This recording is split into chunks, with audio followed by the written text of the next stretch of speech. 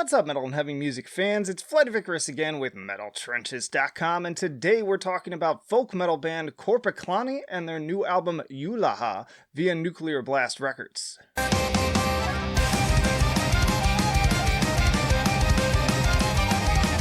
And hey, if you like to be kept up to date with the best and brightest metal bands and albums from the underground and above, then stick with me by hitting that subscribe button down below. KORPIKLAANI is a Finnish band who certainly lean heavily into the folk side of the folk metal genre, largely focusing on sung vocals, accordion, and violin presented front and center. For over 17 years, the group have used their unique music to share tales of joy, heartbreak, and history, often infused with both the energy of rock and roll and heavy metal. This is their 10th album following 2018's Kulkija and 2015's Noita. Jylha can be translated roughly to majestic or wild and rugged in a strong, beautiful way. What follows is a love letter to folklore, nature, and even the infamous Lake Bodom murders. Singer Jonne calls it their most volatile full-length album to date, with influences ranging from punk rock to reggae-rhythms. Now, this is another instance of me coming to a band pretty late in their discography. It's not at all that I dislike KORPIKLAANI, more that I have been so wrapped up in other groups like Ensiferum and Equillibrium that I just never made the time.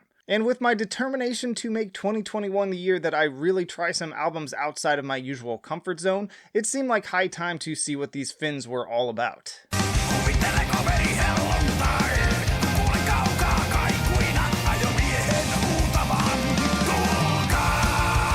I'd say that the easiest hook for anyone trying to get someone to give these guys a listen on this album would definitely be Nyami. This was the single I decided to check out on largely a blind whim, and man, did I have a hell of a time with it. Going back to what Jonne had to say about punk rock influence, I can definitely hear it on this track. Frequently I was reminded of catching Flogging Molly at Lollapalooza in the 2000s, from the constantly pounding drums to the vaguely Celtic vibe of the folk instrumentation. The raging Ensiferum-esque guitar riffs and cool vocal cadence are undeniably infectious. Even without speaking a word of Finnish, I feel utterly compelled to sing along. And like I said in my video reaction, the accordion on this track is everything. About midway, there's also a pretty sick chugging guitar breakdown to really get the pit going.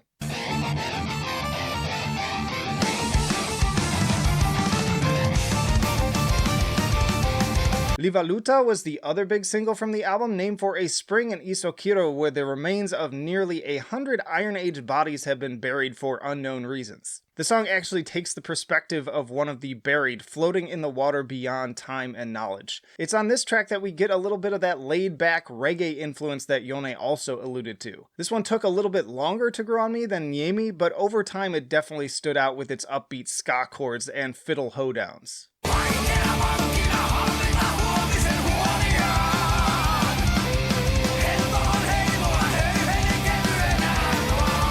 Of the deeper cuts, I was definitely partial to Pohiya, which upon googling is a former Finnish municipality and notably one of the birthplaces of the Finnish metal industry. I have no idea if that has anything to do with the song or the lyrics, but I can hear the metal energy coming through on some of the riffs. This is another high-speed, high-energy track that appeals most to a hardcore Ensiferum fan like myself. And as always, more great violin melodies to put a bow on the whole thing. It really does cook.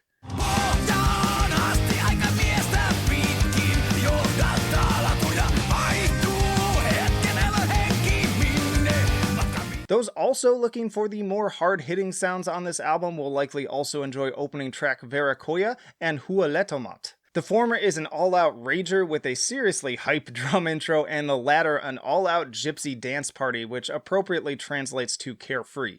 Seems like this could very well be the Hakuna Matata of folk metal. Piddo also has its moments with its interesting incorporation of banjo alongside distorted slide guitar.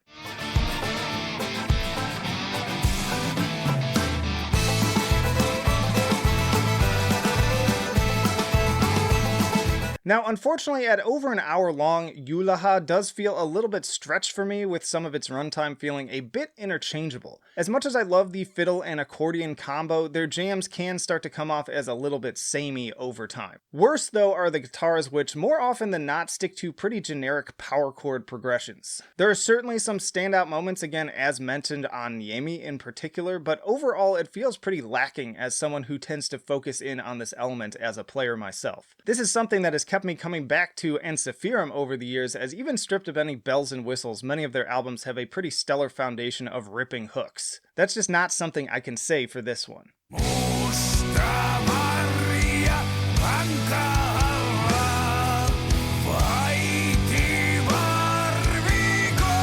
This problem is particularly noticeable on the slower tracks like Mula, Tuletan, and especially Yuret, which, while not without their merits, have me so bored after a minute or two that I get the overwhelming compulsion not to bob my head but instead reach for the skip button. And I want to be clear that it's not just because these songs are slow or less metal. There are plenty of folk metal albums where tracks in this style end up being my favorites. The issue here is mainly that the songwriting just doesn't grip me the same way outside of certain standout parts like the powerfully uplifting chorus of Tuletan.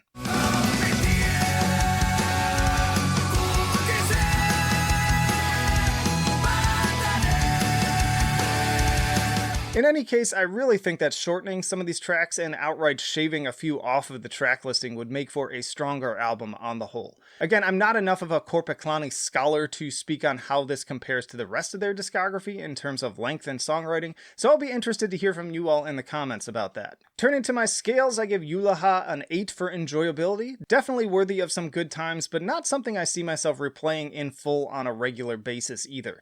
You'd better believe I'll be jamming Nyami in my 2021 and folk metal playlist for years to come, since that one is an absolute 10, but by and large the rest fails to meet that same high bar. I give it an 8 for musicianship. Again, I am particularly spellbound by the folk instruments, which even when sounding a bit interchangeable from song to song, still manage to capture a certain sense of almost childlike joy and imagination. The vocals can also be pretty fun at their high points, but once more the guitar more often than not really pulls me out of the experience. And I give it a 7 for innovation. It's a pretty run-of-the-mill folk metal album, and despite its strengths, rarely does anything to leave me feeling like I've heard something new and different. So a 7.7 overall and a C+ for KORPIKLAANI and Jylha. Get it once more via Nuclear Blast Records.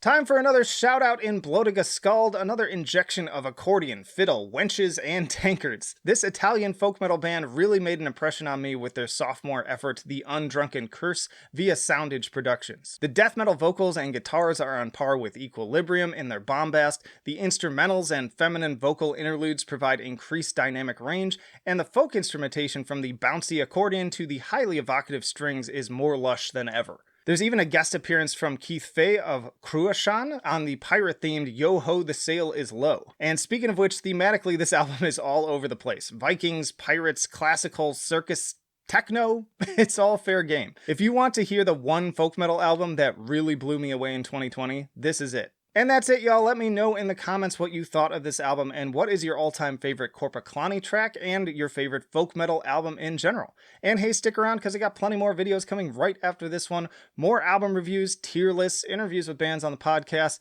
you name it, we've got it. So plenty of reasons to, again, subscribe if you have not already. Also chat with us on Discord and support on Patreon. But that'll do it for now. Flight of Icarus signing off. I will see you in the trenches.